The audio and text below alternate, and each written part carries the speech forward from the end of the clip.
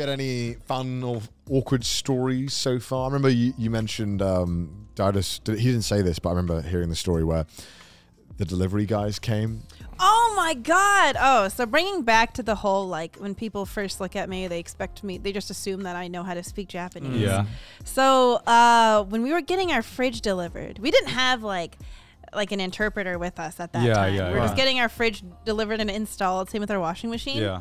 I was in another room during this time, but the fridge guy was trying to communicate with Didus. Yeah. But obviously, like, Didus can't understand what he's saying. Yeah. So the delivery guy was like, One-san! And I stepped out and I was like, what up? I can't understand you. I feel so bad. We had to communicate via like Google Translate. But it's like at that moment I could feel the disappointment. I can like you say that story and I'm like I could feel like his soul leaving his body. Just be like, fuck, I thought you were my crutch and you let me down. This kid's just practicing. All right, fuck off, dude. Come on. Let's get this moving. I had the exact same experience, but the opposite when Aki and I went to Disneyland, and because Aki looks way more Asian than me. Yeah. People immediately assume she can speak Japanese and I can't. So when there was like a staff member, or there was a Japanese woman who like stopped us to like ask for directions or something. Of course, she went to Aki, right? And started speaking Japanese. And this is like back when she had just moved and didn't know the language as well, right? So like she wasn't as conversational as she is now. Yeah. Speaking Japanese, blah, blah, blah, blah. And then Aki's just like, no, he's the one that speaks Japanese. Yeah. And just like points to me. And I was like, in Japanese, I was like, oh, can I help you? And the woman just looks at me and then goes back to talking to Aki. And I'm like, bitch, I just spoke to you. I can respond. She cannot. Why are you looking at her? I've experienced that too, where I was with David. Yeah. And David speaks really good Japanese. Nihongo Jozu. Nihongo Jozu, yeah. He is Nihongo Jozu. And we would go to like a restaurant and the person at the front would like talk to me. Yeah. And then David would like respond. Yeah. Yeah. And then the guy's like, oh, okay. And then you're talking to me. And I'm like, I don't know what you're saying. I don't know if you'll experience this. I don't know if it's just because like I'm white, but sometimes I have this weird moment where I speak broken Japanese and they speak broken English to me, and it's like a battle of who's gonna fold first. And I'm like, I'm gonna keep doing this. I'm really trying to get my hours in here, and he's like, no, I'm gonna help you. I'm helping you out, like man. the moment they respond back in broken English, you hear like the Dark Souls like. I'm like, we're not full. I have to like process. I'm like, am I gonna speak back in English? No, I'm gonna try. I can respond to this in Japanese. This is fine. This difficulty level I can handle. Because like what I notice with Japanese people is that the first language you speak to them in, like no matter what, like the first language you speak to them, they will always try to respond to you in that language. And like if you speak English to them and then later on you start trying to speak Japanese, they would try to respond back to you in English. Yeah. But I've also had it where I've like, even though I've spoken like the most broken Japanese, right? Like, I remember like back when I was like.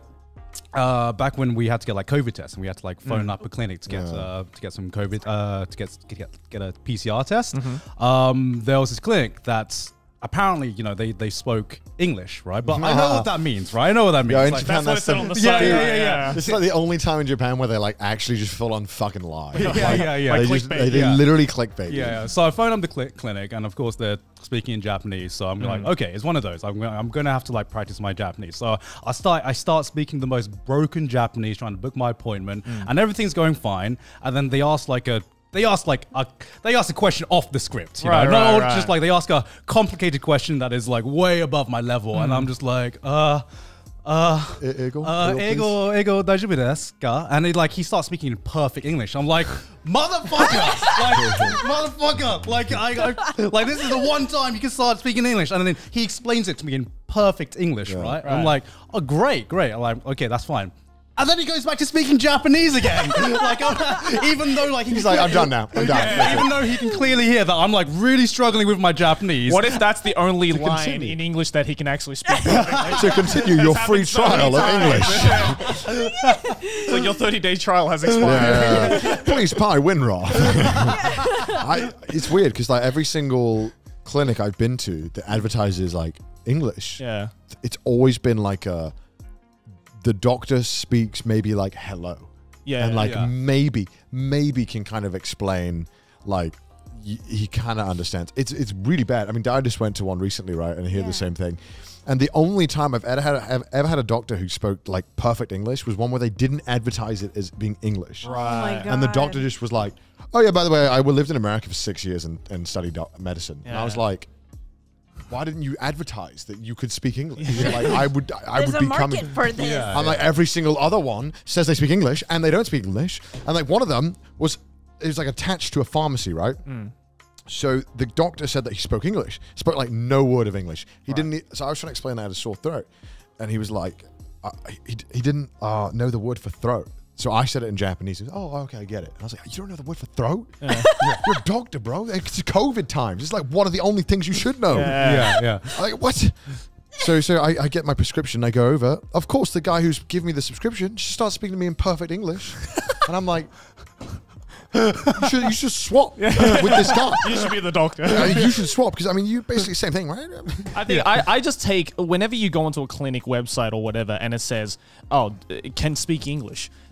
I just take that now as not the doctor can speak English. Yeah. I just take that as the doctor isn't afraid of foreigners. Yeah. And it's like, and if it doesn't say it, then the doctor is like, "Oh shit, foreigner just walked in." No, we're busy. Sorry. It sucks because I feel like to get to the level of proficiency in Japanese to feel comfortable talking about really like what could be sensitive information. Yeah. Like it could be life or death information. It's like, okay, even if I felt like super confident, I would still want someone who's native to come and be like, can you help explain it? Or I want English, right? Because so you don't want to fuck around. Yeah, there's a few things where like I'm fine trying to stumble through, but if there's one thing I'm not, I'm like health. I'm just like I want to make sure I'm communicating exactly what I need to communicate. Visa documents, I need to fucking know that I can get back into the country. Or I mean, to be fair, like I've been to some clinics where they've said a Japanese word, and I'm just like, what the fuck is that word? Yeah, and then I look it up in English, and it's like, oh, okay, I know the word in English.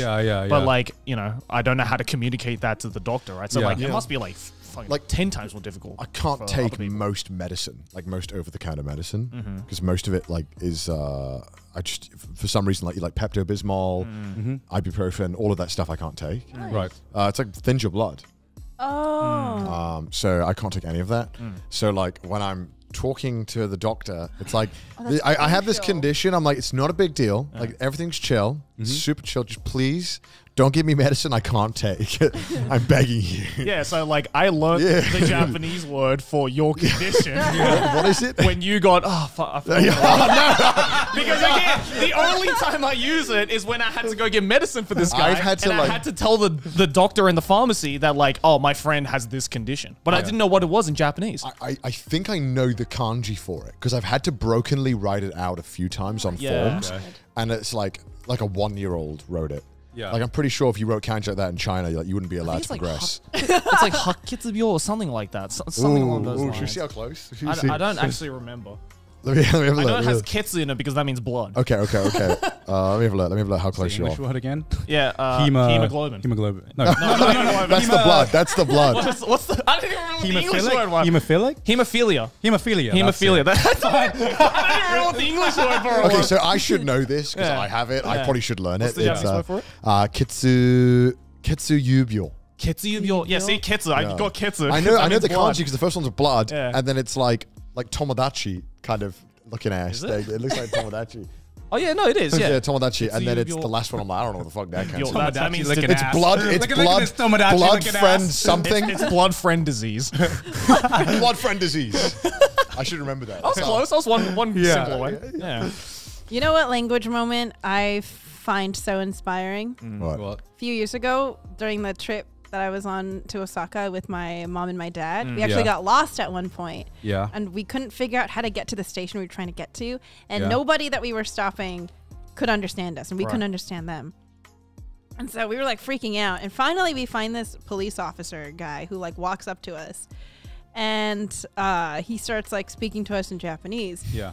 And my dad's like, oh no, I don't understand. I don't speak Japanese. Yeah. And this guy in perfect English just goes, he's like this old dude in perfect English. He goes, what language would you like me to speak? What a shot!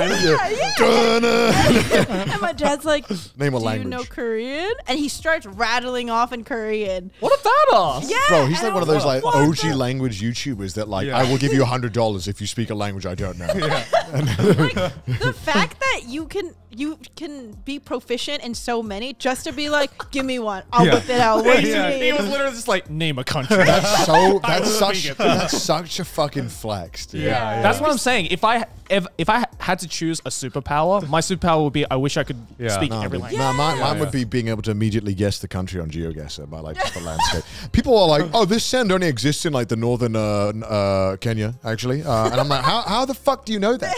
Off like a 10p Google Pixel image. What?